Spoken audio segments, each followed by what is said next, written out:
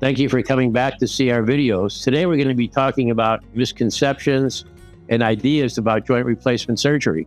This is a common problem, and actually the most common medical problem that occurs in people as they get older is that they have orthopedic issues.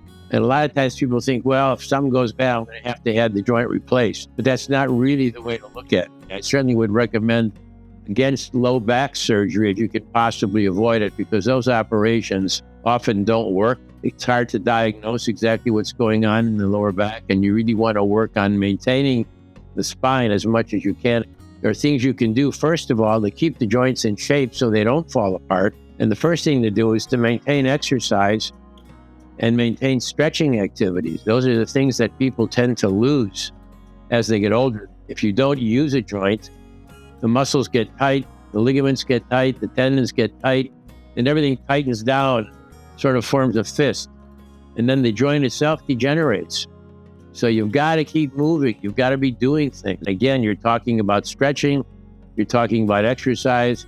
You're talking about being on the right kind of diet, because the diet that supports joints is to avoid sugar, avoid carbohydrates, and keep yourself thin.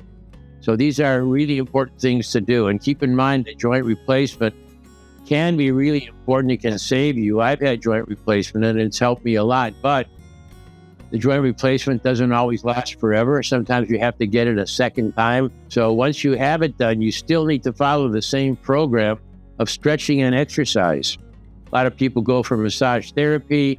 Some people do other kinds of things with a chiropractor, physical therapy. All these things are really important. There are supplements you can take for joints as well. And anyone who comes in with a joint problem or is worried about a joint problem, we give them a list of nutritional supplements to take as well. And these things can help you maintain the health of your joints. Well, thank you for watching the video. It's nice to see you again.